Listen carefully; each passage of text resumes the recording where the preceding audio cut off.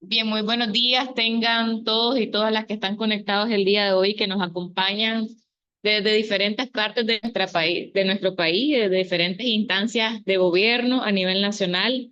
Hoy tenemos la particularidad, ¿no?, de dar inicio a un coloquio académico que lleva por título Seguridad y Bienestar Laboral hacia una cultura preventiva para todos y todas.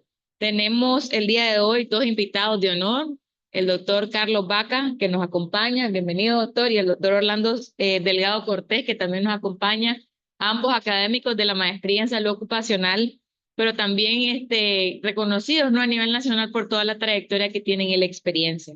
El día de hoy, en el marco del 43 aniversario de nuestro UNAM Managua CIES y como parte de la conmemoración del Día Nacional de la Seguridad, Higiene y Salud en los Trabajadores en Nicaragua, vamos a desarrollar este coloquio académico que está enfocado en destacar la importancia de asegurar el bienestar de todo trabajador en sus ambientes de trabajo conforme a las normativas y regulaciones nacionales, y también destacar la importancia del potencial humano desde los diferentes rubros económicos y productivos del país. El Gobierno de Reconciliación y Unidad Nacional continúa con la tarea de hacer cumplir las leyes que protejan la seguridad del personal laboral activo y sus familias, y por medio del cumplimiento del artículo 82, también el inciso 4 de la Constitución Política de la República de Nicaragua, que reconoce el derecho de los trabajadores a condiciones de trabajo que le aseguren en especial la integridad física, la salud, la higiene y la disminución de los riesgos laborales para hacer efectiva la seguridad ocupacional en el trabajador. Los objetivos de la actividad del día de hoy, pues, es crear conciencia sobre la seguridad, higiene y salud en el trabajo, también reconocer los distintos factores de riesgo laboral presentes en el ambiente de trabajo que componen la salud de los trabajadores, y destacar los avances de la seguridad y salud en el trabajo a nivel nacional.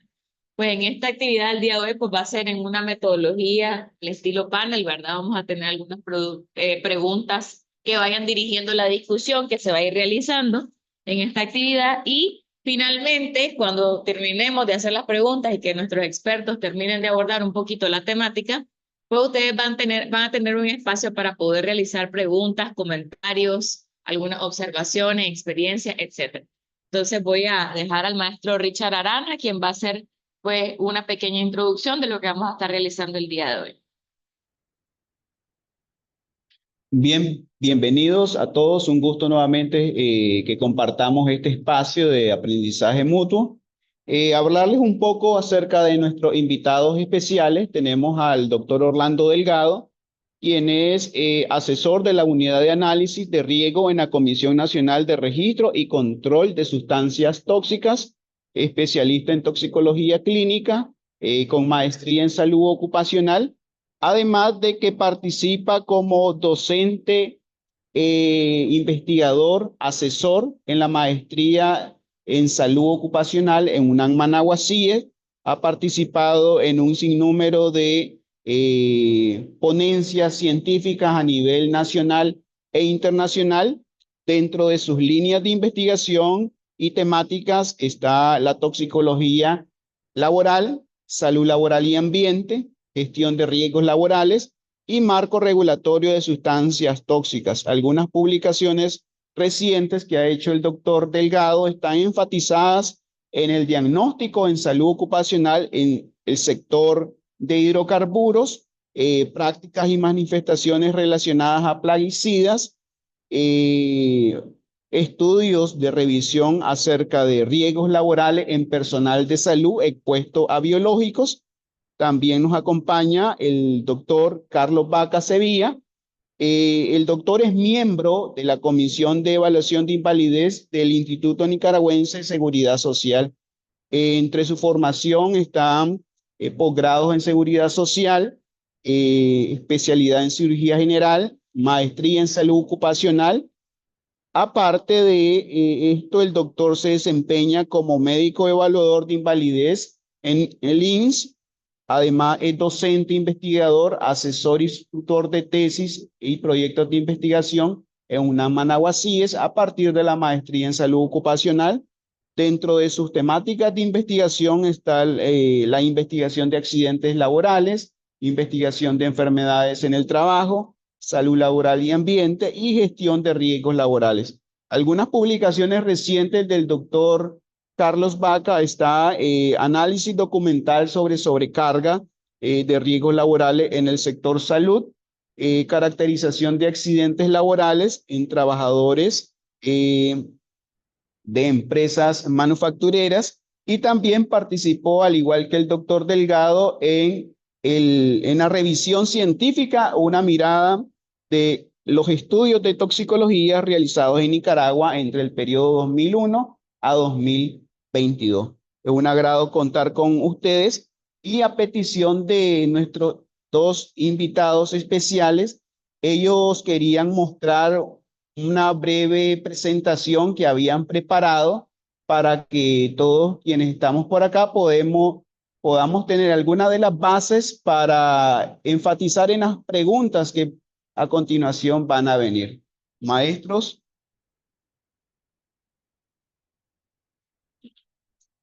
Buen día, doctora Tania. Buen día, maestro Richard, maestro Orlando. Es un honor para nosotros aceptar esta invitación el día de hoy para dar una remembranza de lo que es la salud, seguridad y salud industrial, porque Nicaragua es un país que va en crecimiento en este aspecto. En muchos años, pues fue un aspecto de las ciencias de la salud que tenía algunas deficiencias. Sin embargo, con la promoción de las maestrías de salud ocupacional del CIE, UNAM Managua, se ha promovido en el país mucho avance, realmente es muy significativo. Y si nosotros tomamos en cuenta las condiciones que habían previo al establecimiento de todas estas maestrías, actualmente se ha visto un cambio muy relevante. A veces a uno pues le da gusto cuando mira a muchos maestrandos que actualmente ya se desempeñan como jefes de área, como supervisores, como médicos laborales y que han realmente producido un cambio, que es el principio fundamental en la prevención de las enfermedades y los accidentes laborales. En ese contexto, nosotros teníamos la pauta de darles un poquito de una reseña histórica de lo que ha sido la relación del trabajo, la seguridad y la salud ocupacional. Entonces, podemos ver acá una presentación que preparamos, ¿verdad? Con mucho cariño para ustedes y pues que podamos compartir.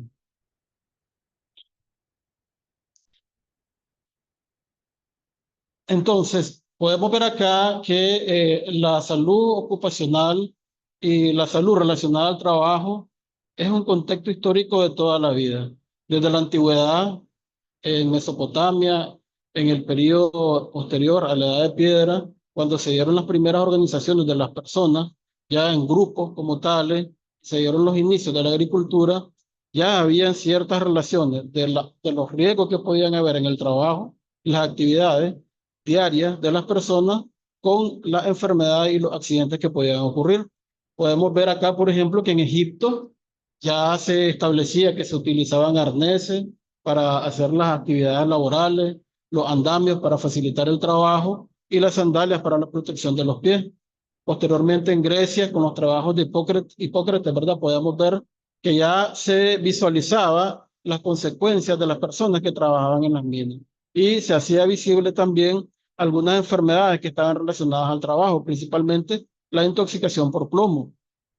De igual manera, Aristóteles ya en sus documentos y en sus enunciados manifestaba algunas malformaciones físicas que estaban relacionadas al trabajo. Él estipuló algunas recomendaciones de prevención para evitar la intoxicación por plomo. Posteriormente miramos que Plinio y Galeno, ya en la época de Roma, hicieron algunos enunciados acerca de la toxicidad del mercurio, los peligros del azufre, del zinc, el trabajo de las minas y la exposición al mercurio. Recomendaban la utilización de respiradores. Miramos acá ya una pauta donde hay una prevención de enfermedades laborales. Y también miramos ahí los principios fundamentales del derecho y la jurisprudencia para que las personas tuvieran una protección frente a las contingencias del trabajo. Posteriormente miramos el trabajo de Galeno, que revisó los curtidores, los mineros, la exposición a vapores de plomo y algunas enfermedades respiratorias. Saltamos a la Edad Media. En la,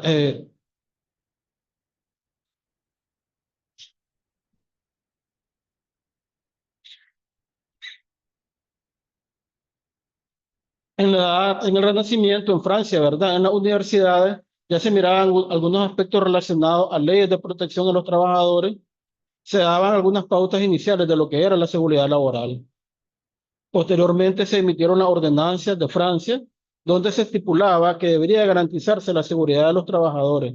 Posteriormente miramos el trabajo de Ulrich Ellenbach, donde él describía algunas enfermedades profesionales y emitió un documento escrito que se constituyó en el primer documento, donde se estipulaban algunos aspectos de la seguridad en el trabajo y salud ocupacional. Después miramos el trabajo de Agrícola y Paracelso con el Ad Portas, donde ellos describían enfermedades profesionales y daban algunas pautas de higiene laboral, donde recomendaban de qué manera podía protegerse al trabajador de las contingencias propias de su ocupación. En la Edad Moderna miramos el trabajo de Kirchner con una publicación que era Mundo Subterráneo, donde ya describía algunos signos y síntomas de enfermedades propias de los mineros. Entonces este mundo subterráneo eran las minas. Y hacía una descripción muy específica de lo que era la tuberculosis y las enfermedades obstructivas secundarias al sílice. Ya eran enfermedades profesionales realmente dichas y que ellos hacen una muy buena descripción. Igual el trabajo de Walter Pope y caemos al siglo XVIII con Ramazzini. Ramazzini, ¿verdad?, es considerado el padre de la medicina ocupacional porque él describió por primera vez aspectos técnicos y de seguridad en salud ocupacional y por primera vez se toma ya la salud ocupacional como una rama de la medicina meramente dicha y a través de su enunciado de morbid artificum con diatriba, que era el abordaje de las enfermedades propias del trabajador. Y esto fue algo muy fundamental porque de ahí nacieron todos los documentos que fueron ya perfilando lo que era la seguridad industrial, la higiene ocupacional y la salud ocupacional, ¿verdad? Que son tres ramas distintas. Con la revolución industrial se da la masificación del trabajo. Si bien hay una explosión en el crecimiento, también hay una explosión en la explotación laboral. Podemos ver ahí que las personas trabajaban hasta 24 horas con las normas mínimas de seguridad e higiene, las normas mínimas de protección, inclusive había explotación infantil. Entonces, en este contexto, ¿ya? James Watt planteaba algunas condiciones mínimas que el trabajador debería de cumplir en higiene y seguridad para evitar los accidentes y las enfermedades profesionales. Posteriormente, en Inglaterra se describen algunas leyes que limitan la jornada laboral, que era extremadamente extensa. Muchas personas a veces morían en los puestos de trabajo. Y posteriormente miramos los trabajos de Robert Owen y Robert Baker, donde ya ellos mencionaban algunas pautas para el mejoramiento del ambiente laboral, la educación y por lo menos que una vez a la semana un médico visitara la fábrica para garantizar la salud de los trabajadores. En la actualidad tenemos aquí varios contextos, ¿verdad? Por ejemplo, el trabajo de Heinrich, que fue reconocido como el primer ingeniero de seguridad reconocido a nivel mundial. Max von Pettenkofer fundó el Instituto de Higiene en Múnich en 1875. Thomas Oliver describió las ocupaciones que eran peligrosas y las enfermedades propias de los oficios y permitió a través de los enunciados y los documentos que él planteó que se difundiera la salud ocupacional por todo el mundo. Y ya en 1918 se dan las pautas iniciales para la fundación de la OIT, que es creada en 1946. De esto nace todo el fundamento de lo que es la investigación en la enfermedad y accidentes laborales. Entonces, podemos ver acá que en la investigación se basa en tres contextos, ¿verdad? En el contexto histórico, en los sucesos ocurridos y la fuente y objetos de los riesgos laborales, que se analizan a través de procesos deductivos o inductivos, nos van a dar las pautas para nosotros llegar al origen de los problemas, determinar los factores que son los desencadenantes de las enfermedades o los accidentes y de esa manera poder establecer medidas de prevención propias para asegurar la salud y la seguridad de los trabajadores. Otro aspecto muy importante y que es fundamental y que lo vamos a ver más adelante es la seguridad social. La seguridad social junto con la higiene ocupacional y las leyes laborales que son propias acá en el Ministerio del Trabajo en Nicaragua, es una de las ramas o uno de los aspectos que debe tomarse en cuenta porque garantiza y protege al trabajador asegurado en todos estos aspectos, ¿verdad? Todos los riesgos que está sometido en su relación laboral. Con la industrialización mencionábamos que se dio la explotación laboral y cuando había explotación laboral surgieron las protestas y con las protestas la gente solicitaba medidas para proteger su salud. Dentro de ellos se crearon mutuales, sindicatos de autoayuda y cooperativas en las cuales planteaban las medidas y las necesidades de esta protección. Miramos que en los enunciados que hacía Guillermo II en 1821 se da el primer documento de compromiso social, donde se establece el derecho de la persona a una invalidez parcial o total, a cobertura por enfermedad, por accidente y su vejez. El padre de la seguridad social, Otto von Bismarck, un alemán nacido en 1883, él estableció las pautas iniciales por las cuales la persona debe de ser protegida de las contingencias de la vida diaria y relacionadas al trabajo, y de ahí se formó el sistema bismarckiano que se utiliza en la mayor parte de Europa. Y de ese mismo sistema bismarckiano es el que deriva el sistema anglosajón, que es el que opera en Latinoamérica y el resto de América, y muchas partes de Asia también. Este sistema garantiza la protección del trabajador y asegura que, digamos, todas las contingencias que puedan ocurrir tengan un respaldo, ¿verdad?, a la persona y no esté desprotegida frente a todo lo que pueda ocurrir secundario al trabajo. En Nicaragua, los primeros indicios de la seguridad social se dan en 1920, con los primeros tratados centroamericanos para el desarrollo de la seguridad social. Ya en 1948, la Constitución Política de Nicaragua, en el artículo 83, garantiza los derechos de los trabajadores que están expuestos a una situación laboral y le garantiza la indemnización de los accidentes, riesgos en los casos y las formas que la ley determine, y principalmente la asistencia médica. Ya en 1950, la Constitución Política de Nicaragua establece que debe de instituirse el Instituto Nicaragüense de Seguridad Social como protección al asegurado, y en 1955 se crea la Ley de Seguridad Social. Ya en el 56, una vez creada la Ley de Seguridad Social, se crea el Instituto Nicaragüense de Seguridad Social, cuyo principio fundamental es proteger a los trabajadores nicaragüenses de las contingencias provenientes de la vida y del trabajo. Tiene una evolución inicialmente lenta. Ya en 1963 se establece el primer hospital en León que cubría las ramas de invalidez, muerte y vejez y salud y maternidad inicialmente. Si bien el riesgo profesional está institucionalizado por ley desde 1948, ¿ya?, en las etapas iniciales no tenía una cobertura integral, ¿verdad? Posteriormente, miramos que hay un cambio radical con el triunfo de la Revolución Popular Sandinista en 1979. En 1982 se hace una reforma a la seguridad social. Se crea la Ley Orgánica de la Seguridad Social, se amplía la cobertura, se disminuye la edad de jubilación de tener solo algunas mínimas, digamos, derechos el trabajador, se le da una cobertura total y se institucionaliza la base fundamental de seguro social en Nicaragua, que es un seguro social solidario. Esto lo hace único en el mundo porque de la aportación que tienen los trabajadores actuales son los que van a pagar las pensiones de las personas que ya llegan al proceso de jubilación. Y es un proceso continuo que se va renovando y es el único seguro social en el mundo que te garantiza la atención en salud integral, gratuita y con cobertura total, tanto en el sistema común como en el sistema de riesgos profesionales y de forma vitalicia. La mayor parte de los seguros sociales en el mundo están constituidos por mutuales. Las mutuales son empresas privadas en las cuales uno va nada más a tener derecho a lo que uno pueda ahorrar durante su vida laboral. Y cuando eso se acaba, ya uno prácticamente no tiene derecho a nada. E inclusive, cuando hay cirugías de alto costo, si no las cubre la reserva que nosotros hicimos durante nuestra vida laboral, nosotros ya automáticamente quedamos en el aire y tenemos que buscar los recursos de dónde. Sin embargo, el Instituto Nicaragüense de Seguridad Social de Nicaragua te garantiza a través de programas especiales, inclusive cobertura de enfermedades de alto costo, como la enfermedad renal crónica, la mesoamericana, que es la que más afecta a nivel nacional, y los programas renal y los programas oncológicos también, con cobertura absoluta totales, ¿ya? Sin ninguna restricción. Esa es la gran diferencia, ¿verdad?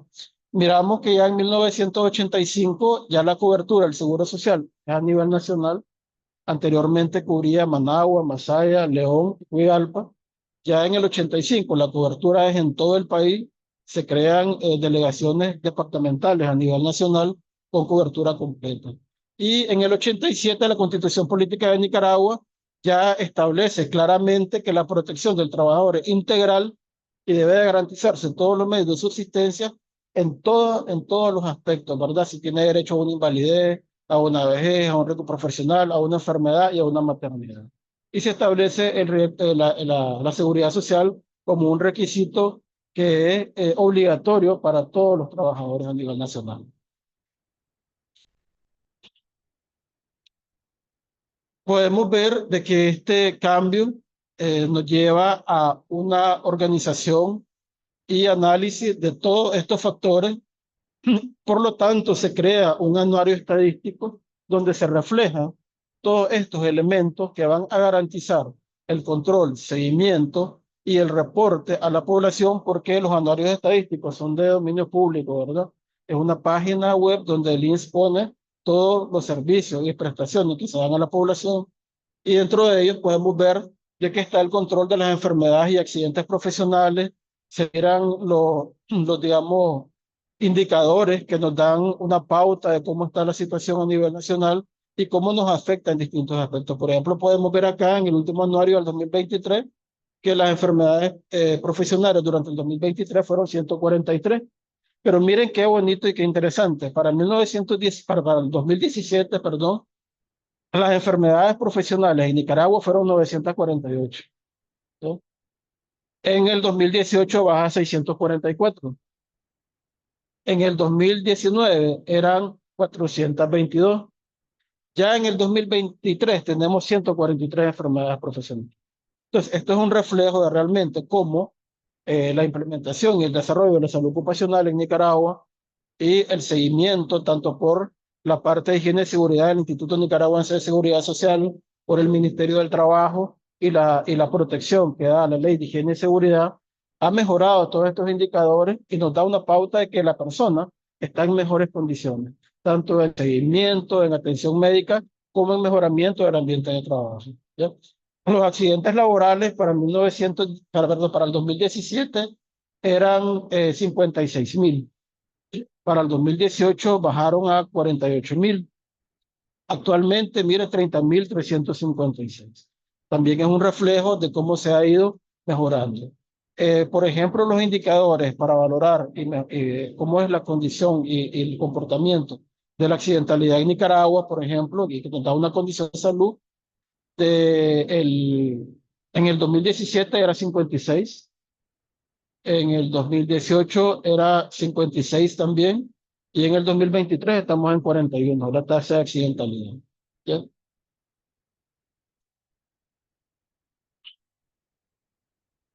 Acá podemos ver, por ejemplo, cómo el Instituto Nicaragüense de Seguridad Social va catalogando los accidentes por los tipos de actividad laboral, y podemos ver en la clasificación de los accidentes laborales que la mayor parte de los accidentes que se reportan en el 2023 son por condiciones peligrosas y actos inseguros. Los actos inseguros están en dependencia del trabajador, de la predisposición del trabajador al hacer sus labores, de las condiciones y la organización del trabajo, principalmente en la formación e información de los riesgos al trabajador.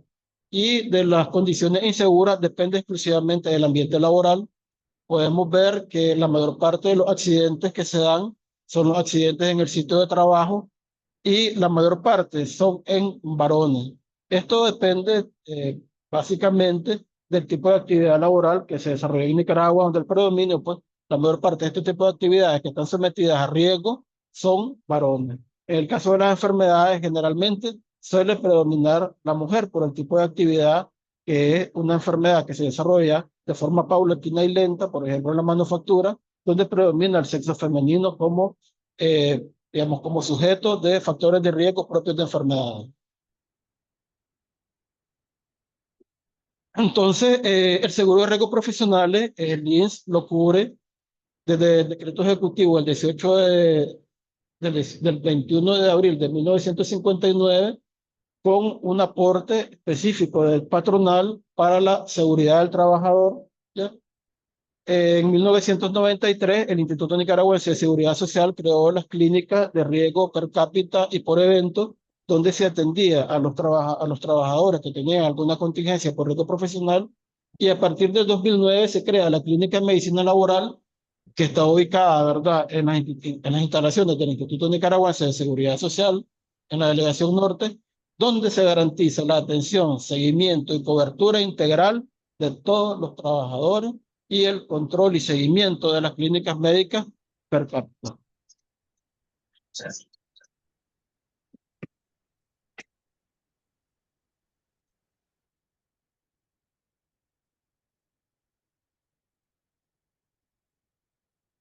En este contexto, nosotros nos vamos a establecer o a preguntar, bueno, entonces el Ministerio del Trabajo, la Ley de Higiene y Seguridad, el Instituto Nicaragüense de Seguridad Social nos garantizan todo esto.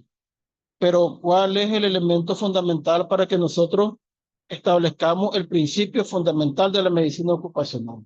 Y el principio fundamental de la medicina ocupacional es la prevención. En una etapa inicial, el perfil de la medicina ocupacional era curativo.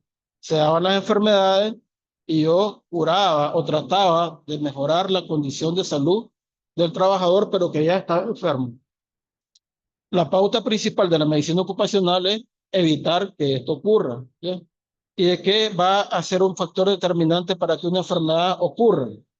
Entonces, la enfermedad está determinada por características propias del trabajador, el gradiente de exposición, la condición de salud y factores constitucionales de la persona y el tiempo de exposición. Sobre estos factores es que la prevención va a actuar para que la enfermedad profesional no llegue a desarrollarse. Y es una pauta fundamental que nos da a nosotros, como investigadores en salud, evitar que los problemas lleguen a desarrollarse.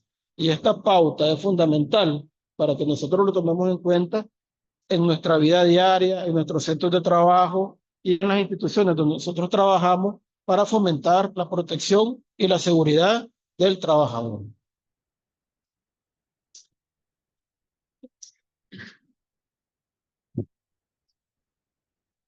Gracias, maestro. Bueno, quiero también aprovechar para saludar a la maestra Tania, al maestro Carlos, al maestro Richard. Una excelente oportunidad en ocasión del Día Nacional de la Higiene y Seguridad del Trabajo, el desarrollo de este importante evento. Entonces, continuando un poco con la presentación, hablemos un poquito también de los antecedentes de la evolución misma, ¿no? De la higiene y la seguridad y la salud ocupacional en nuestro país. Entonces, como mencionaba el maestro Carlos, también retrocedamos hasta el año 1945, cuando ya se aprueba el Código del Trabajo bajo la ley número 336. Luego, en el 93, se publican resoluciones ministeriales en la materia de higiene y seguridad del trabajo, ya algo más estructurado, más organizado, con los avances del conocimiento de la época, y queda también acompañándose 2 años después de lo que es la ley 185, con un nuevo Código del Trabajo, en el que ya se van incorporando también el listado de enfermedades ocupacionales legalmente reconocidas en el país. Y esto es importante mencionarlo, que ese listado que aparece en el Código del Trabajo de enfermedades laborales viene retomado de lo que es también la lista de enfermedades de la OIT. Entonces hay mucha similitud, ¿verdad?, entre ambos documentos, porque precisamente uno deriva del otro. Está sustentado en una base científica, ¿verdad? Y eso le da solidez también al profesional a la hora de poder determinar si una enfermedad que padece un trabajador definitivamente cumple ciertas características. Luego, la ley 618, la Ley General de Higiene y Seguridad del Trabajo, como todos la conocemos, es un importante instrumento porque ya también viene formalizando lo que había en decretos, lo que había en resoluciones, ya un rango de ley más estructurado, y dejando claramente, estableciendo a grandes rasgos obligaciones para el empleador, obligaciones para los trabajadores. Ya se aborda el tema de los exámenes médicos, ocupacionales en sus distintas modalidades, ¿verdad? En el año 2007 y también posteriormente habría que incluir acá lo que es también el tema de las resoluciones relacionadas a la evaluación de los riesgos laborales en los sitios de trabajo, que también publicó el Ministerio del Trabajo, y posteriormente en el 2007, ¿verdad? Ya el reglamento mismo de la ley, ya en la segunda etapa de nuestra revolución. Siguiente, por favor. Entonces, como estamos hablando un poco de la base legal, quiero compartir con ustedes, o queremos compartir con ustedes, la perspectiva en salud ocupacional desde la Comisión Nacional de Registro y Control de Sustancias Tóxicas. Entonces, en la Ley 941, que es la ley creadora de la comisión, se establece el objeto, como pueden leer ustedes en pantalla, es la normación, la regulación, implementación, facilitación, desarrollo y coordinación de políticas, acciones y una serie de actividades que están relacionadas precisamente a lo que tiene que ver con importación, exportación, distribución de las sustancias tóxicas, peligrosas y otras similares. A la vez, administra la ley 274, que ya existía desde el 98, esta ley 941 es del 2017, pero también asesora al gobierno central en lo relativo, voy a ser muy puntual, con la prevención de enfermedades laborales relacionadas a la exposición a sustancias químicas. Obviamente esto está, digamos, sin contravenir lo que dice la ley 618 y también, ¿verdad?, dejando la, eh, las responsabilidades institucionales a las entidades que correspondan, ¿verdad? Solamente asesoramos y contribuimos. Y formulamos, dirigimos e implementamos políticas precisamente a la prevención de enfermedades laborales y a la contaminación del ambiente. Adelante. Luego, la ley 274, que ya les comentaba yo, que es del año 98, establece muy puntualmente dentro de su objeto, además de establecer las normas básicas para la regulación de lo que son las sustancias químicas en el país, aquí dice plaguicidas, sustancias tóxicas, peligrosas y otras similares, hay sus diferencias entre cada concepto, pero en síntesis, ¿verdad? Caracterizamos que son sustancias que tienen un fin industrial, un fin agropecuario, pero que si se utilizan indebidamente, pues tienen una consecuencia negativa para la salud humana y para el ambiente. Entonces, específicamente, se menciona también asegurar la protección de la actividad agropecuaria de manera sostenida, la salud humana, los recursos naturales y hacemos hincapié en el tema que nos compete hoy, la seguridad y la higiene laboral. Esto es muy importante porque tiene congruencia y está muy concatenada con la ley 618. Además que en la comisión misma participamos dentro de lo que es el Consejo Nacional de Higiene y Seguridad del Trabajo, junto con otras instituciones hermanas del Gobierno de Reconciliación y Unidad Nacional. Adelante. Ok, entonces estamos hablando que la comisión regula sustancias tóxicas. ¿Vale? ¿Qué sustancias regulamos? La vamos a ver más adelante. Pero además, ¿cómo hacemos ese proceso de regulación? Entonces, es importante que conozcamos que toda sustancia química que nosotros regulamos pasa por un proceso de evaluación de riesgo y contiene información que nos presenta el titular de registro, pero que además nosotros vamos a verificar en distintas fuentes de informaciones internacionales a nivel de Latinoamérica, a nivel de Norteamérica, a nivel de Europa, y que nos vaya dando esa base científico-técnica para evaluar precisamente si es, digamos, esa relación riesgo-beneficio lo suficientemente adecuada para que se apruebe el uso en Nicaragua. Entonces, se revisan los certificados de origen, de libre venta, de análisis y de composición química. Esto es muy importante porque a nosotros nos sirve para determinar si una sustancia que quiere ingresar al país se utiliza en otros países, no solamente se produce, sino que también está aprobada en otro uso en otros países, si no está prohibida por convenios internacionales y que vayamos a introducir nosotros al país, tengamos después otro problema. Precisamente por eso la información, las fichas de datos de seguridad, muy importante, en el ámbito de la higiene y seguridad ocupacional, revisamos el tema de las etiquetas de las sustancias químicas, tanto para plaguicidas, en sus tres modalidades que revisamos, como para sustancias de uso industrial, haciendo un hincapié que las sustancias de uso industrial, las etiquetas, pueden estar elaboradas en base al sistema globalmente armonizado o a la directiva o directriz de Unión Europea. Y también, por supuesto, revisamos los usos propuestos y si van a ser compatibles con lo que nosotros vamos a decir. Entonces, una vez que toda esta información la tenemos ahí para análisis, nuestros compañeros ingenieros químicos hacen una evaluación en ambiente, que es esa evaluación ecotoxicológica, y vamos a revisar si la sustancia tiene efectos nocivos sobre el suelo, sobre la agua, sobre los microorganismos, sobre insectos polinizadores, por ejemplo.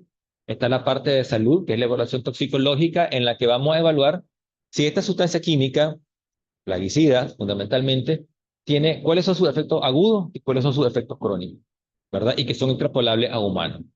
Y cuando hablamos de plaguicidas de uso agrícola, entonces se agrega una tercera evaluación, que es la fitosanitaria. Es decir, son compañeros ingenieros agrónomos que hacen esa revisión en cuanto a que si ese plaguicida, insecticida, fungicida o herbicida está correctamente indicado para la plaga que corresponde, para el cultivo que corresponde, y a las dosis indicadas sin provocar resistencia eh, al microorganismo patógeno, sin dañar el cultivo, y que además esa residualidad no vaya a afectar el consumo del ser humano de la sustancia. Entonces, el otro punto que quiero recalcar en esta pequeña presentación es que en Nicaragua se han prohibido y restringido un sinnúmero de sustancias químicas en el país. En los 80 se hablaba de la docena sucia, la docena sucia ya no se hizo docena, un poco más, pero eran sustancias plaguicidas fundamentalmente altamente peligrosas por su capacidad de persistencia en el ambiente y de efectos crónicos a la salud de los humanos, cáncer, mutaciones, toxicidad reproductiva. Entonces, luego del 2014 para acá, también al 2022, 2023, pueden ver ustedes en la diapositiva una serie de sustancias, aquí fundamentalmente plaguicidas, que se prohibieron, que se restringieron. Avancemos, por favor. Aquí también, ya en el 2022, otro ejemplo. Eso no quiere decir que entre el 2014 a 2022, inclusive después, no han habido otras prohibiciones, solamente aquí podemos ver otra serie de sustancias también plaguicidas que se han prohibido. Avancemos, por favor. Y que ya no se permite la importación, su uso, su comercio en el país. Eso es muy, muy importante que lo tengamos en cuenta. Y esto nos lo han comentado de otros países, que Nicaragua es la que tiene un control más férreo de lo que es la sustancia química a nivel centroamericano. Entonces eso nos llena de orgullo, por supuesto. Es un trabajo conjunto que hacemos también con los compañeros del MINSA, con los compañeros de Marena, con los compañeros del IPSA, y unimos fuerzas para también todo el sistema de vigilancia. A propósito del Día del Nacional de la Higiene y Seguridad Laboral, ¿cuál es el objetivo del día realmente? Entonces, como ustedes pueden leer en la diapositiva, elevar a un nivel superior el cumplimiento de la Ley 618 en cuanto a seguridad, higiene y salud de los trabajadores, elevar la conciencia, conocimientos, experiencia y hábitos de los empleadores y los trabajadores en dichas materias, obligaciones y derechos para ambos, ¿verdad? Promover una mayor participación de las instituciones del Estado, empresarios, trabajadores y la sociedad civil en la programación y ejecución de programas de higiene y seguridad. Y también procurar la participación de los trabajadores en estilos de vida saludables que incluyan disminución de riesgo de lesiones de enfermedades profesionales, nutrición saludable, reducción del tabaquismo y el alcoholismo. Esto es importante, porque muchas veces el tema de la salud cardiovascular no se miraba muy asociada al tema de la salud laboral, ¿no? Y la higiene. ¿Y qué pasaba con aquellos trabajadores en sectores industriales que hacían trabajo en altura, con sobrepeso, con cardiopatía? Claro, como decía, no está incluido en la ley, no está incluido en los exámenes médicos, no hay ninguna restricción teórica, ¿verdad? Pero realmente la práctica nos enseña que no es así. Y entonces, como decía el maestro Carlos, a raíz de la formación que como UNAM Managua hacemos a nivel de grado y posgrado en estos temas, pues ya también el chip ha ido cambiando en trabajadores y en empleados, en empleadores, perdón, en relación al tema cardiovascular y la salud ocupacional. Adelante. Bueno, y fundamentalmente, la verdad, quería también aprovechar para mencionar algo, que en el Plan Nacional de Lucha contra la Pobreza y Desarrollo Humano 2022-2026 hay distintos ejes, y hay un eje que habla específicamente, que es el cuarto eje, que tiene que ver con productos básicos, y menciona y retoma el tema de garantizar condiciones seguras para los trabajadores y también la seguridad social. Entonces, a futuro, ¿no? Que no estaba en la diapositiva, nuestro gobierno se está preocupando precisamente por llevar y promover y fortalecer el tema de la salud ocupacional, de la higiene y seguridad también de los trabajadores. Muchas gracias. Yo creo que fue una excelente primera introducción que pudieron realizar a grosso modo, ¿no? Pero de una gran parte de historia que tiene la salud ocupacional a lo largo desde que existen las poblaciones y desde que empezaron a organizarse. Y yo hago referencia también en temas como estos, por ejemplo, en gerencia de administración de servicios de salud, porque definitivamente el tema de salud nace de una necesidad de mantener a los obreros con la salud necesaria para que puedan funcionar dentro de las empresas o los áreas donde trabajen. Y tiene un génesis o un nacimiento en la parte económica, el tema de salud. Entonces, y la parte de salud ocupacional pues está ligada a todo eso y qué bonito que ustedes hacen referencia porque las dos cosas están ligadas con ese tema que es bien importante. Bien, Richard, no sé si vamos a darle paso a algunos comentarios. Sí, bueno, yo me siento muy maravillado por la manera como han abordado esta presentación, porque hay mucho que hacer mención dentro del contexto de higiene, seguridad y salud en el trabajo. Hay algunas preguntas que quisiéramos compartir con ustedes para entrar en un escenario práctico de debates acerca de lo que ustedes nos han compartido en esta mañana y precisamente, eh, no, y precisamente como está titulado, hacia una cultura preventiva para todos y todas, consultarles qué elementos consideran fundamentales para construir una cultura preventiva sólida en entornos laborales. Entonces, como les mencionaba, en la actualidad uno de los factores fundamentales y la pauta principal de la salud ocupacional es la prevención, ¿ya? Yo siempre le he planteado acá a los estudiantes en la maestría de que hay tres tipos de prevención, pero las fundamentales para nosotros son dos, de la prevención primaria y la prevención secundaria. En la prevención primaria nosotros tenemos que establecer las pautas para que los hechos no ocurran y es lo más importante, ¿ya? Entonces, si yo tengo primero conciencia de los riesgos, es lo fundamental. Para una cultura de prevención, primero tengo que tener conciencia de que un riesgo puede ocurrir y que puede ser nocivo, no solamente para mí, para mis compañeros, para la misma empresa y para los sistemas de salud del país, ¿ya? ¿Por qué? Porque recordemos que un riesgo laboral puede derivar en una lesión leve, en una lesión grave y en casos fatales hasta la muerte, ¿ya? Incapacidades temporales o incapacidades permanentes. Entonces, en una cultura de prevención, el principio fundamental es tener conciencia del riesgo. Después de tener conciencia del riesgo, yo tengo que tener una comunicación efectiva, tanto de la parte de dirección de la empresa como de la parte de los trabajadores. De la parte de la dirección de la empresa, que la empresa me dé la información acerca de los riesgos que pueden existir y que yo como trabajador comunique a la empresa los riesgos a los que estoy expuesto en mi puesto de trabajo y todas las incidencias que pueden derivar en eso. Debe de haber además un liderazgo en el cual las personas tomen digamos, el estandarte sobre el principio de prevención de los riesgos. Por ley está definido que debe ser la dirección de la empresa la que tiene que tomar esta pauta, lo que no descarta que los trabajadores, las comisiones mixtas de higiene y seguridad, los supervisores y las mismas organizaciones de seguimiento como el Ministerio del Trabajo y el Instituto Nicaragüense de Seguridad Social a través del Departamento de Higiene y Seguridad deban ser los que deben de garantizar de que las medidas, digamos, garanticen la siguiente pauta, que es el cumplimiento de las normas. Nicaragua se caracteriza por tener muy buenas leyes, leyes completas, bien descritas y bien reglamentadas. El problema es que nosotros cumplamos esas leyes y volvemos al principio inicial, está en nosotros, ¿ya? Entonces, si la ley me dice a mí, o las normas de la institución me dicen que debo utilizar audífonos y yo no lo utilizo, ¿ya?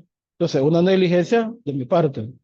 Y estoy provocando un daño a mí, también a la empresa, ¿verdad? Si dice que tengo que utilizar mascarilla, yo no lo utilizo porque me incomoda. Si dice que tengo que utilizar el equipo de protección personal para evitar que se desarrolle la enfermedad o que no sufra un accidente, o reportar que un equipo está en mal estado y no lo hago por, digamos, cumplir las metas. Entonces, todos son factores que se van sumando para que ocurran los accidentes y se desarrollen las enfermedades. ¿Sí? Además de eso, tenemos que estar abiertos al cambio. Si nosotros no nos abrimos al cambio y decimos que esta norma de 1980 es la que se aplica desde ese momento y es la que estamos acostumbrados a hacer, pero los procesos de producción cambiaron, los métodos de producción cambiaron, los equipos cambiaron, ¿ya? Digamos, por ejemplo, en el teñido de las telas y todo eso, los químicos cambiaron. Pues son distintas las condiciones y yo me tengo que adaptar a ese cambio y establecer las pautas de prevención y los programas de formación que dependen de la organización del trabajo para enseñar a las personas cómo adaptarse a esos cambios. La industrialización lleva progreso, pero también lleva cambios y esos cambios deben de ir de la mano con los cambios que vamos teniendo nosotros mismos y adaptándonos a esas condiciones. Por ejemplo, nosotros ahorita en medicina ocupacional nos estamos adaptando al cambio de la telemedicina, ¿ya? Y que la telemedicina de una u otra manera va a incidir en la forma en que abordamos los problemas. La vigilancia del trabajador, la vigilancia de los puestos de trabajo, la comunicación efectiva y muchas otras pautas, ¿ya? Entonces, para la cultura de prevención es fundamental, además de eso, ¿ya?, que haya una recopilación de información que nos sirva de base fundamental para ver de los errores cómo podemos aprender para transformarlo en vivencia, en aprendizaje y cambios significativos que van a mejorar las condiciones de la empresa, van a garantizar la salud del trabajador y van a disminuir la probabilidad de enfermedades laborales y la ocurrencia de accidentes. Muchas gracias. Vamos a dirigirle una pregunta al doctor Orlando Delgado y es, ¿qué rol juega la capacitación continua en la prevención de accidentes y enfermedades laborales? Muchas gracias. Bueno, yo creo que en principio no siempre para capacitar necesitamos una presentación PowerPoint, una diapositiva, no siempre necesitamos estar en un aula, ¿no? La capacitación puede hacerse práctica también con trabajadores en el campo para que ellos se apropien del conocimiento y eso también impacta en el tema de la prevención. La capacitación además, si lo vemos desde el punto de vista más formal, debe estar siempre enfocada. Si voy a hablar de trabajo en altura, entonces me documento como capacitador, me apoyo con el compañero que sabe más del tema y voy a dar ejemplos relacionados al tema. No voy a estar hablando de trabajo en altura e irme a trabajo en espacios confinados, salvo que fuera extremadamente necesario. Hay que orientar mucho además, no solo el tema, sino que también no puedo yo pretender tener un lenguaje muy sofisticado si estoy, o debo adecuar mi lenguaje hacia mis capacitados. Es muy importante no utilizar un lenguaje muy sofisticado cuando a los compañeros que estoy trabajando, capacitando, no tienen mucho nivel no me van a comprender lo que quiero exteriorizar, no dar ejemplos tampoco muy estériles que no van a sentirse ellos identificados con esto. Y el otro tema que es muy importante, considero yo, es dar el ejemplo, ¿verdad? Entonces, si voy a hablar de trabajo en altura, yo encuentro muy útil, por dar ejemplo, mostrarles imágenes, si tengo la disponibilidad o videos de accidentes que me hayan ocurrido relacionados con trabajo en altura. Hace poco miraba el de un trabajador de cuadrilla eléctrica, hay un trabajador electrocutado, llega el segundo trabajador a rescatarlo, él se electrocuta y cae porque sube sin arnés, sin ninguna protección, y cae es un poste de luz, ¿no? No fue en Nicaragua, fue en Ecuador. Estamos hablando de 3, 4 metros de altura, cuidado un poco más, y muere. Ya cae muerto por la descarga eléctrica y si no hubiera muerto por la descarga eléctrica, moría al caer. Entonces, el tema del impacto visual que tienen esa experiencia es muy fuerte y puede llevarnos a modificar conducta. También otro ejemplo de una capacitación asertiva puede ser vamos a recalcar lo positivo. Si antes hablábamos que en el sector construcción había un gran índice de accidentabilidad por uso inadecuado de las herramientas de trabajo, al implementar un sistema tal y se redujo esta accidentabilidad y dio buenos resultados en términos de productividad, en términos de menos accidentes, de recompensa. A ver, una recompensa puede ser un diploma, ¿verdad? Eso también es positivo en utilizarlo como recurso en la capacitación y nos va generando también cambios de actitudes que mencionaba el maestro Vaca. Bien, muchas gracias, doctor, por su respuesta. Vamos a dirigir otra pregunta al doctor Carlos Vaca. Y esta quiere preguntar sobre qué tipos de riesgos laborales considera usted que son los más complejos de identificar. Esa es una muy buena pregunta, porque, bueno, dentro de los riesgos, digamos, no más difíciles, sino más ocultos, no porque no existan, sino porque no se hacen visibles. Uno de los principales son los riesgos psicosociales. Dentro de ellos, uno de los que mayor impacto tiene en las personas es el moving. El moving se subestima y lo que hacen muchos trabajadores es asumirlo como parte de una rutina diaria, lo que no significa que no les afecte.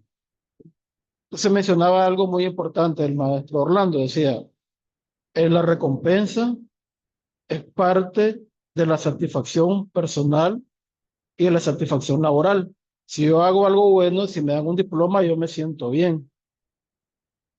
Pero muchas personas, inclusive pues cuando se hace la presencia de moving en los ambientes de trabajo, es todo lo contrario.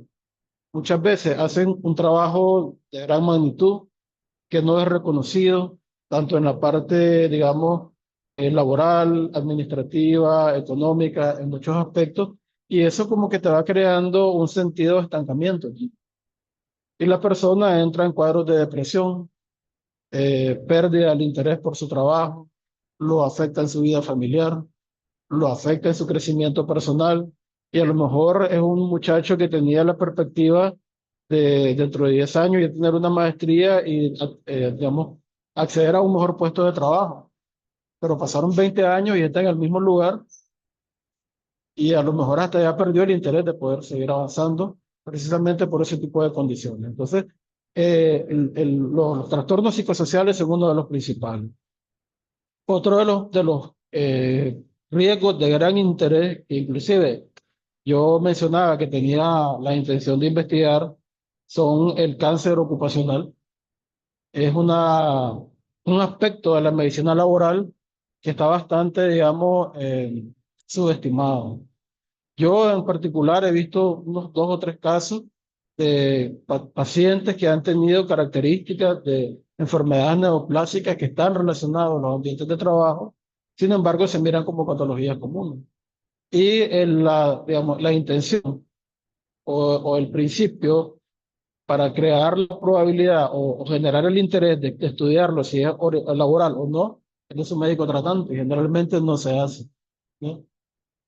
Y otro de los riesgos que también es de gran importancia, como decía el maestro Richard, es en la parte de la organización del trabajo y está relacionado a los chequeos preempleo, de garantizar que las personas al momento que vayan a acceder a un puesto de trabajo y sobre todo que sea de muy alto riesgo como el trabajo de altura, que en Nicaragua está generalizado, ¿verdad? Con todas estas antenas de internet, de comunicación, de telefonía y todo ese tipo de cosas, aquí hay trabajo de altura.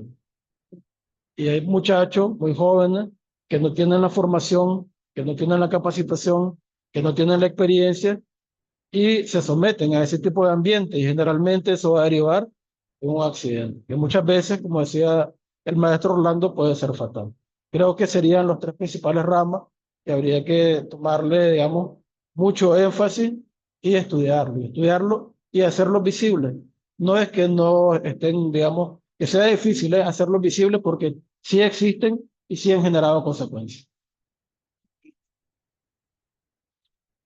Otra consulta, según la experiencia de ambos, ¿cuáles son los rubros laborales en los que más ha incidido accidentes de trabajo y enfermedades ocupacionales propiamente dichas.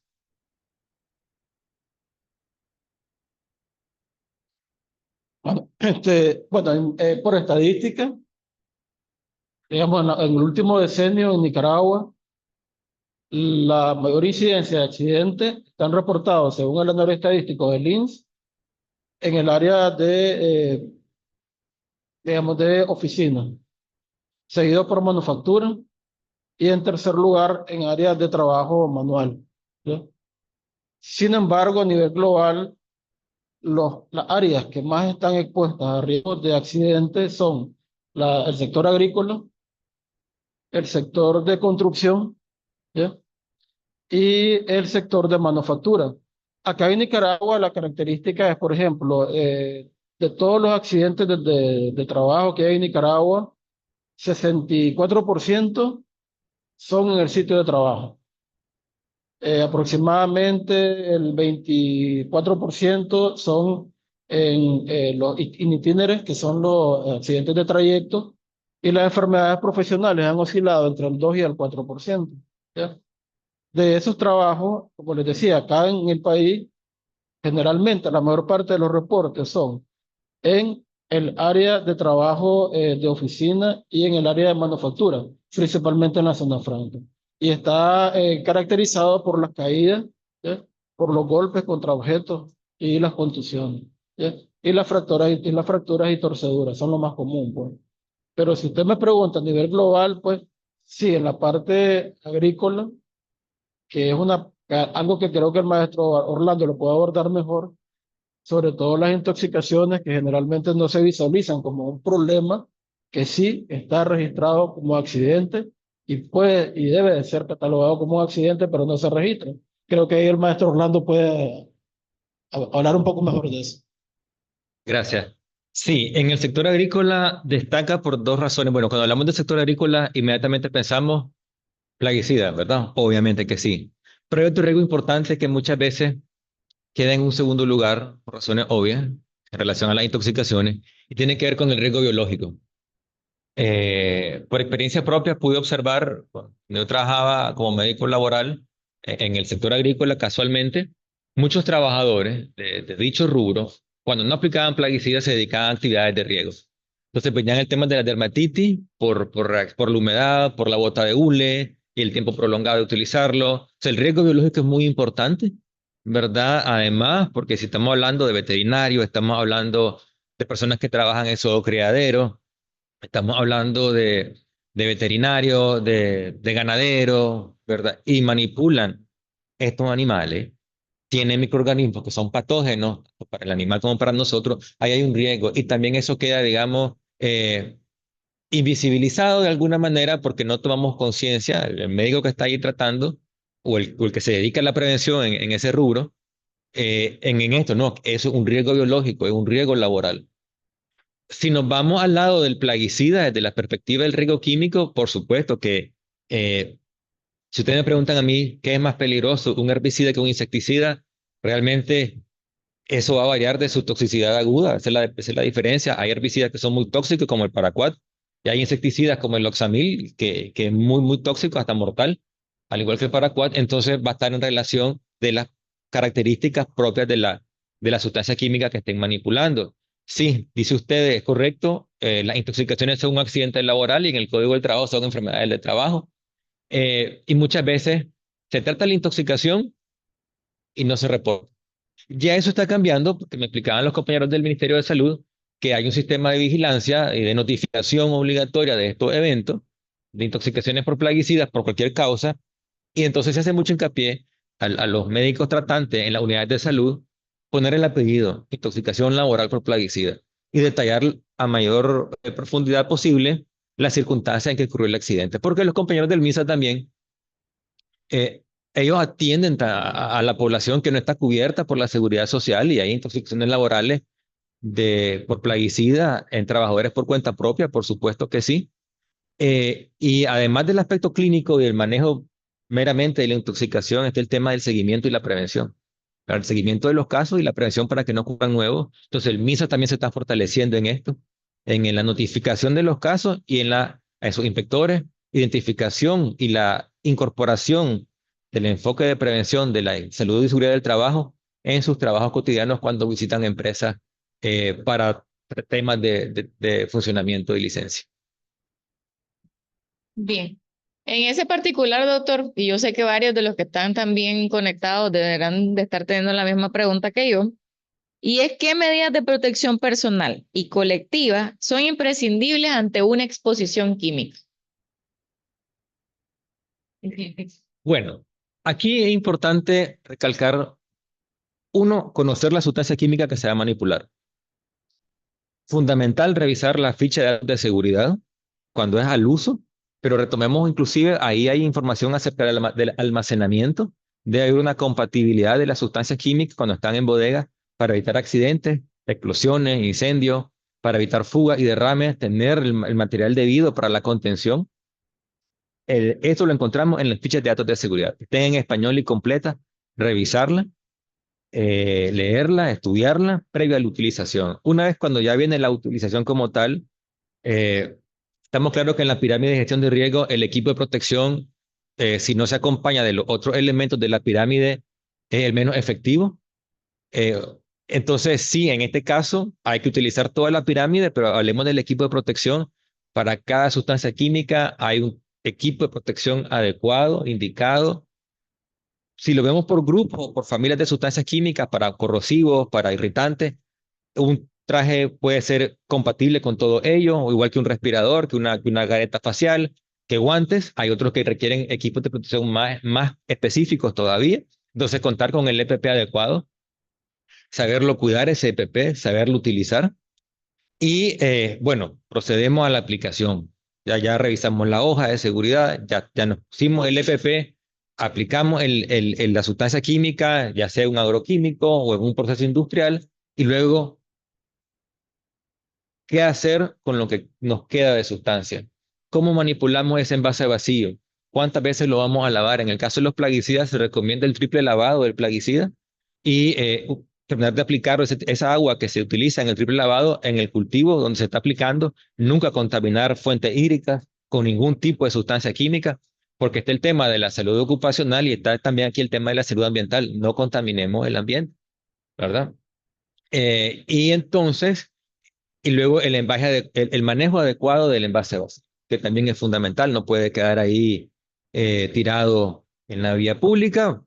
No podemos reutilizar esos envases para tomar fresco, para almacenar agua, aunque estén lavados, aunque hayamos hecho el triple lavado, no debe utilizarse eso.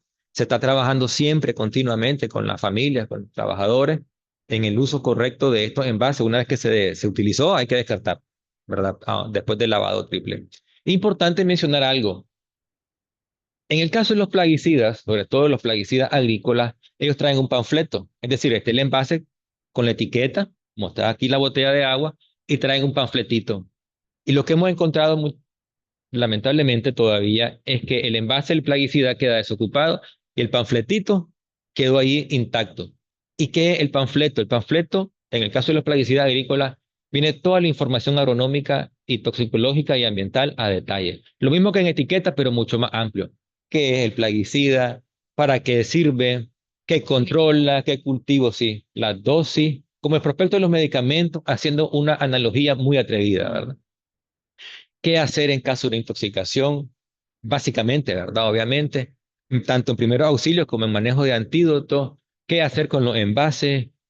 ¿Dónde no aplicarlo? ¿A qué hora aplicarlo? Toda esa información importantísima está ahí y todavía, y sobre todo lo hemos visto en pequeños productores, medianos productores, el panfleto queda intacto y hay que leerlo. Es información muy valiosa que protege el cultivo y protege al trabajador y protege al ambiente. Esas serían las principales recomendaciones.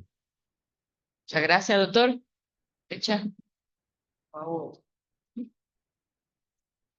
Hay otras preguntas, sin embargo, vamos a dar la oportunidad a alguno de nuestros participantes que están conectados virtualmente. Tenemos ahí algunos contactos del Ministerio de Salud. Ministerio del Trabajo, UNAM Managua, docentes, parte de nuestros estudiantes. Tenemos acá una pregunta de la doctora Luz Marina Lozano.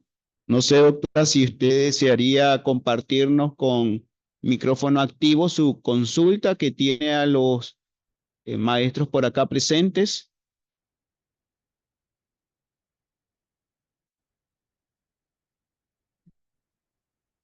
Pueden levantar la mano si necesitan hacer alguna consulta con micrófono activo.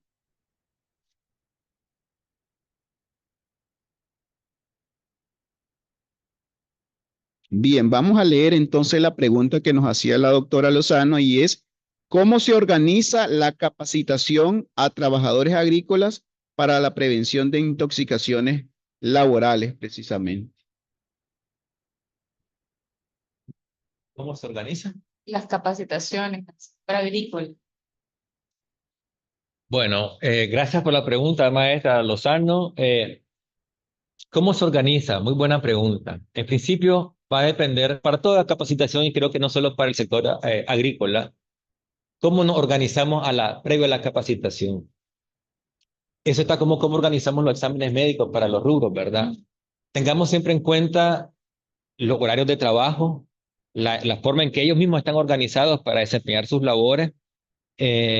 Muchas veces yo encuentro oportuno conocer de lo que vamos a hablar, lo mencionaba anteriormente. En el caso del trabajador agrícola, si voy a hablar de trabajadores de tabacalera, yo necesito saber y conocer cómo almacenan el tabaco, cómo lo cosechan, todos esos aspectos para que no sea una capacitación estéril, ¿verdad? ¿En qué momento están ellos en su zafra, por llamarlo así, y en qué momento no? Y si nos vamos hablando de zafra, al sector de la caña de azúcar, lo mismo.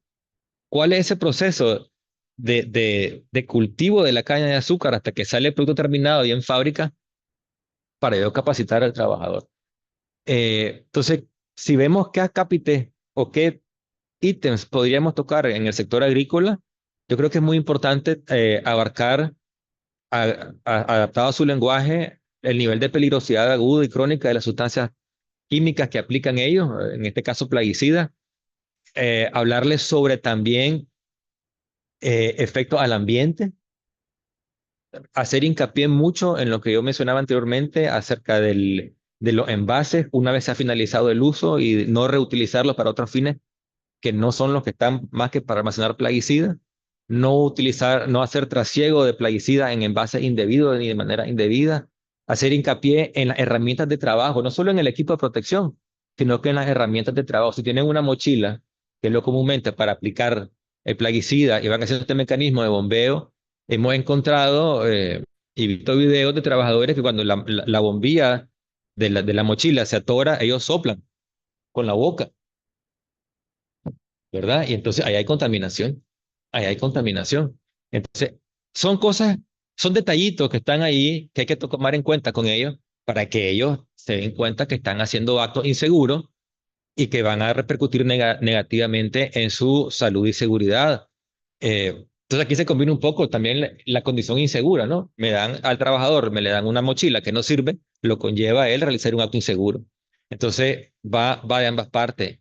Hacer hincapié también en que no deben fumar, ni comer, ni beber, ni durante la aplicación, ni después, mientras no se hayan lavado las manos, cambiado la ropa y duchado. Yo conozco un caso de un trabajador hace mucho tiempo atrás que aplicaron un insecticida organofosforado en un plantío de caña de azúcar y al finalizar, nadie lo había capacitado.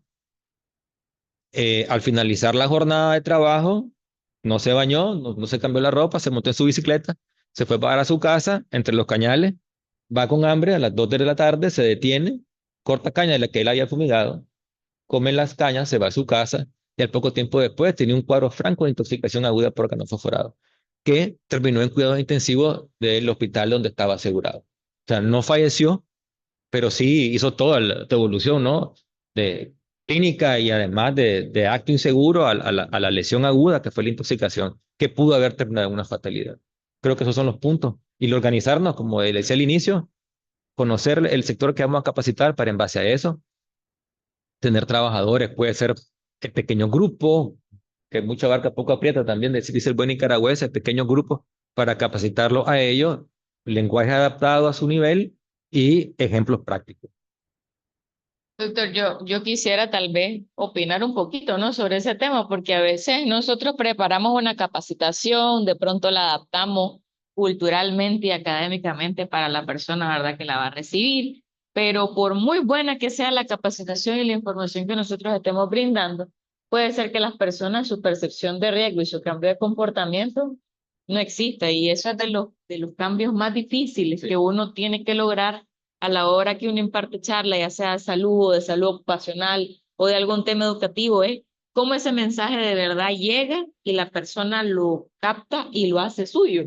Porque vuelvo y repito, la capacitación puede ser excelente, eh, pedagógicamente correcta, incluso a veces buscamos algunas actividades lúdicas para poder llegar o llevar ese mensaje, pero ese mensaje no logra interiorizarse. Y yo creo que ahí es el problema del por qué las personas siguen realizando prácticas de riesgo que Cuando dice Robert Prolo, me imagino que es como que, al final, ¿verdad? es que Repercute no, en porque las si vos la personas. canteaste, yo no tendría que rogarte.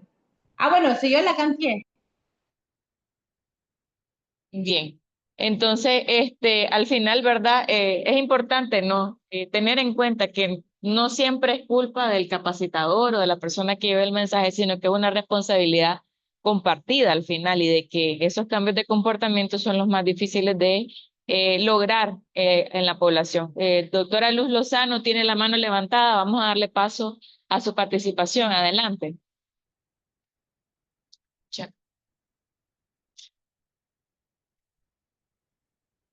Doctora Lozano, tiene su manito levantada, puede activar su micrófono y cámara para escuchar qué nos puede comentar usted. Ay, disculpe que estaba con una llamada de un pacientito casual a la hora de preguntas. Realmente, bueno, esta soy yo, pero ya lo voy a quitar.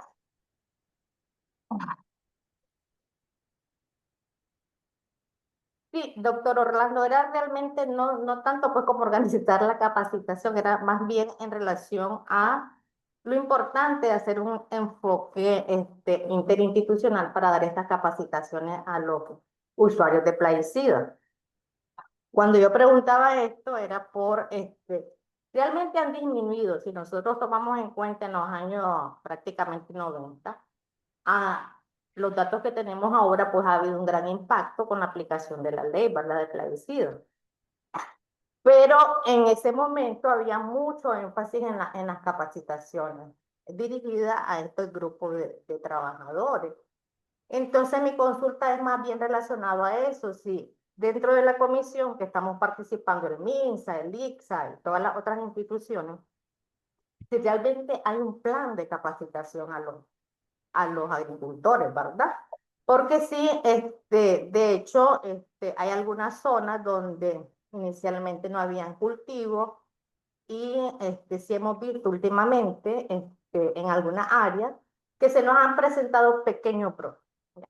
Entonces, la pregunta era más que todo en eso, ¿ya? Si realmente hay un programa, si hay un enfoque a la capacitación dirigida desde ese conocimiento de los plaguicidas que estamos utilizando, ¿ya?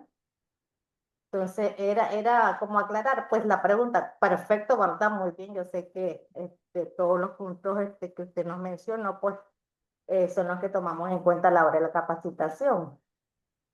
Pero me gustaría saber eso, pues si realmente podemos fortalecer esa alianza, ¿verdad?, interinstitucionales para poder abordar esas zonas donde nosotros ya estamos identificando algún riesgo. No sé si me Sí, hice entender, doctor.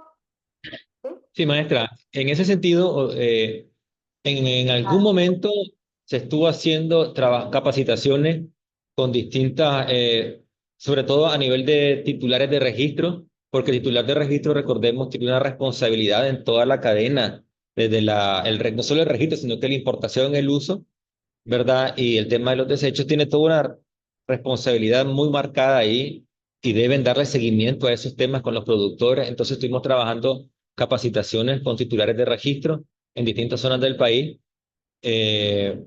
inicialmente, luego bajó un poquito y luego retomamos. Entonces yo creo que, como usted menciona, sí, siempre hay oportunidades para ir mejorando e ir consolidando interinstitucionalmente, sobre todo, estas experiencias de aprendizaje y de conocimiento ya directamente con los productores, ¿verdad? Y también con los agroservicios, que son los distribuidores de plaguicidas que están legalmente constituidos o que se están constituyendo legalmente y registrando con la comisión, con las distintas entidades de gobierno en la materia, eh, para que ellos también tengan, ¿verdad? Importante, una adecuada conciencia de cómo debe ser la prescripción del agroquímico y la venta del mismo, la comercialización del mismo. Entonces yo creo que sí, maestra, siempre pueden fortalecerse estos programas para llevarlos e implementarlos nuevamente.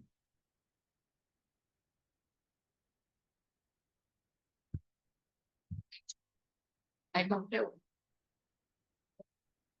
Si algún otro de nuestros participantes que está virtualmente tiene preguntas para nuestros especialistas, pueden levantar la mano también para que puedan compartir un poco.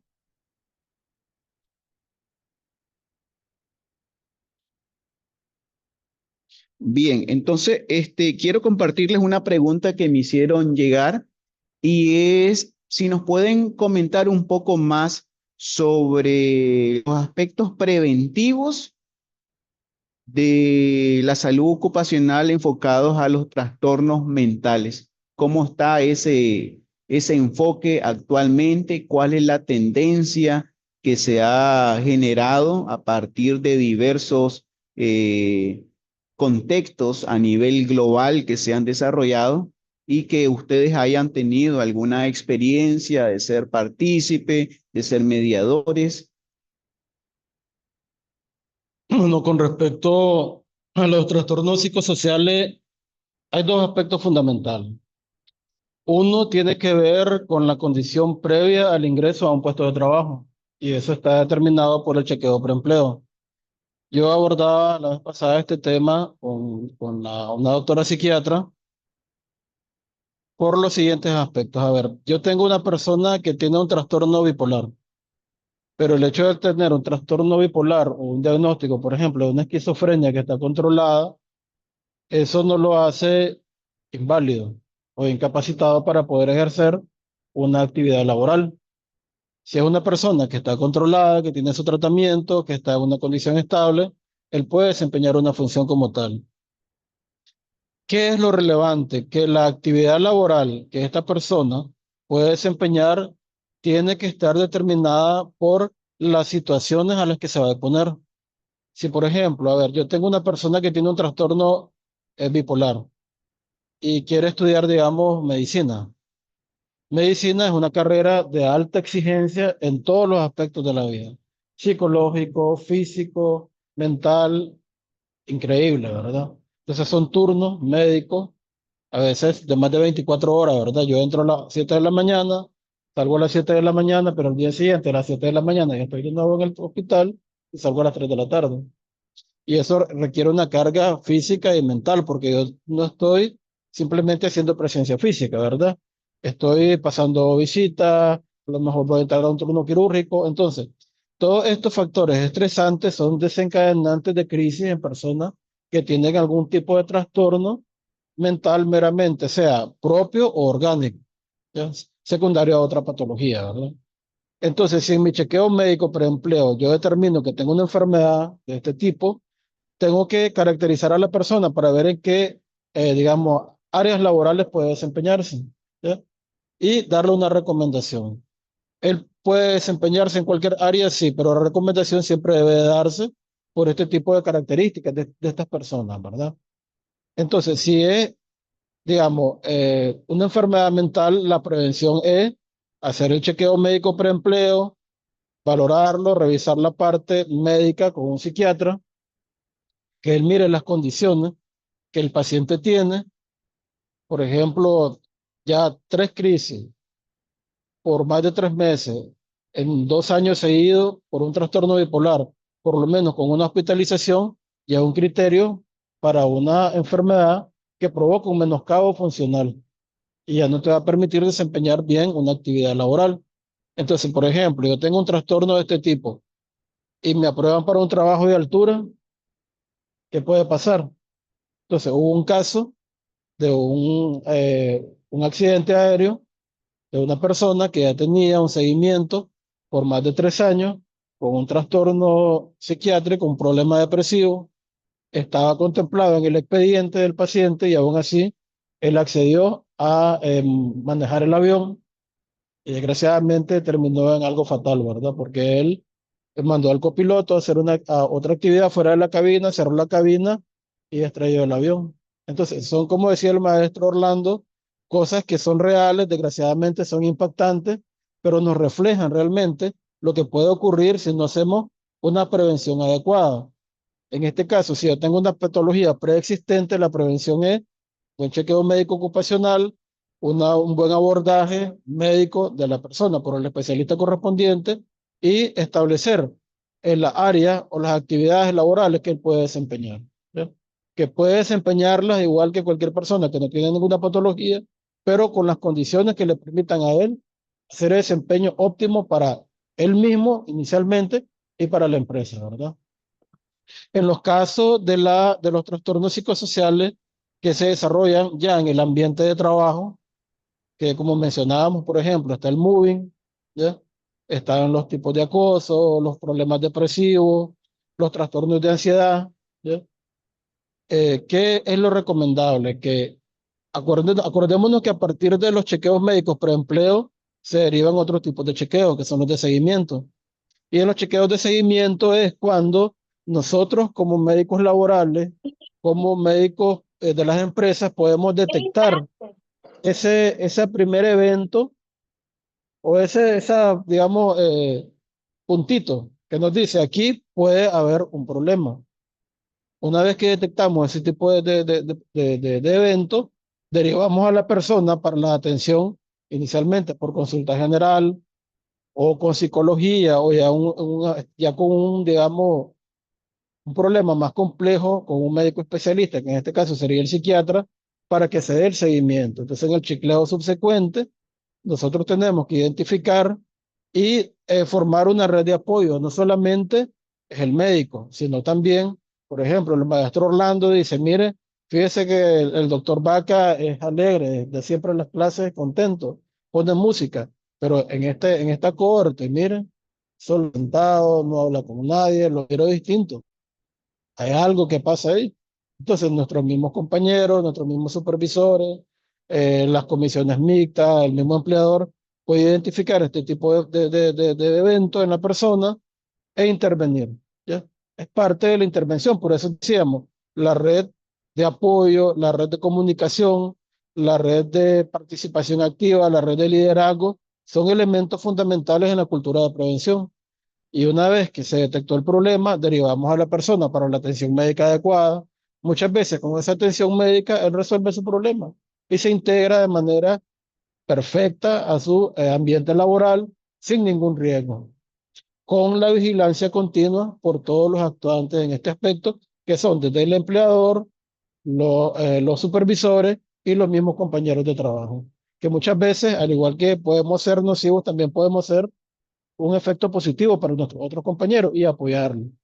Y eso es fundamental. Gracias. Aquí también quiero mencionar algo. El tema de la salud mental sigue siendo un tabú. Aún en estos primeros 25 años del siglo XXI sigue siendo un tabú. No como antes, pero sigue siendo un tabú. En Nicaragua no es la excepción. En el entorno laboral tampoco.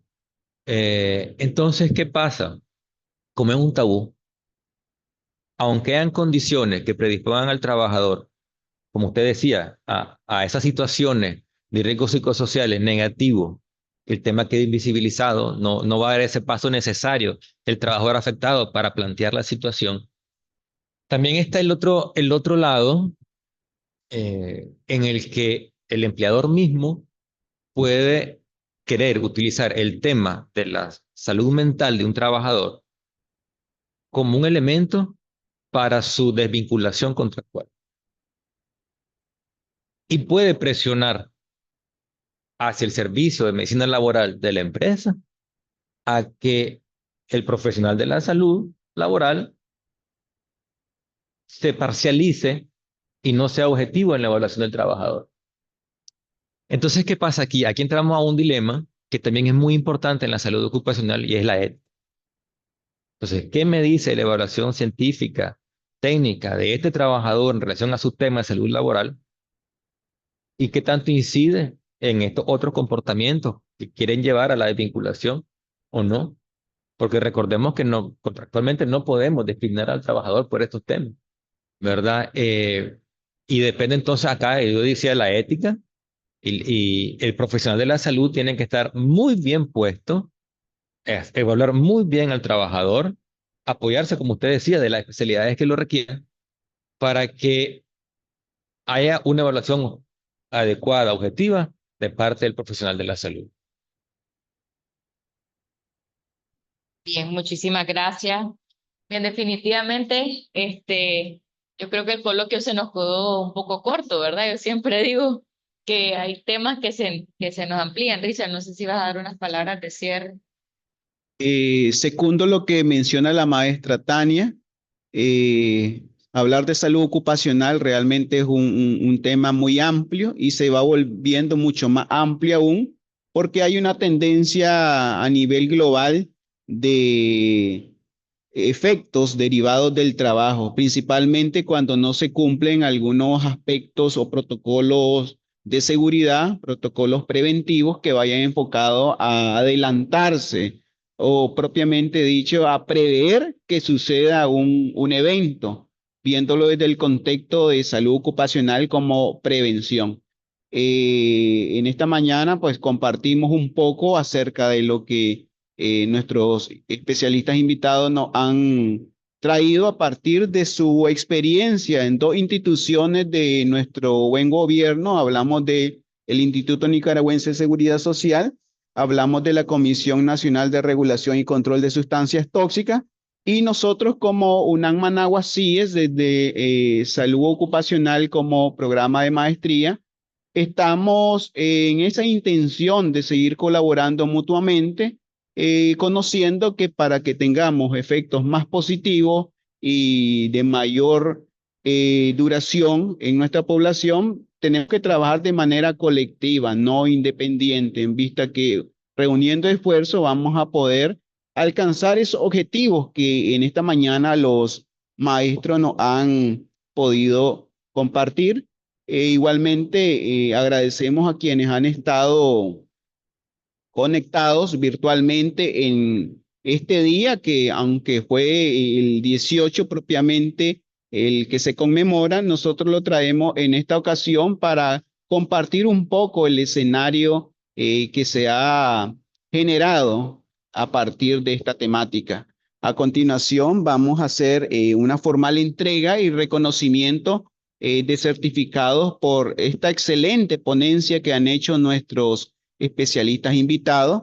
En un primer momento va a entregar su reconocimiento la maestra Tania Rodríguez al doctor Orlando Delgado. Y nos ponemos y vamos a leer el certificado que dice lo siguiente. La Universidad Nacional Autónoma de Nicaragua, Managua, UNAM Managua, por medio del Centro de Investigaciones y Estudios de la Salud, CIES, otorga el presente reconocimiento, en este caso al doctor Orlando Delgado y al doctor Carlos Vaca Sevilla, por su valiosa participación como ponente en el coloquio de seguridad y bienestar laboral hacia una cultura preventiva para todos y todas, en el marco del 43 aniversario UNAM Managua CIES, organizado por investigadores de la Unidad de Salud Ocupacional y Gestión de Riesgo, dado en la ciudad de Managua, Nicaragua, los 19 días del mes de agosto del año 2025. Muchas felicidades a ambos y muchas gracias por participar con nosotros.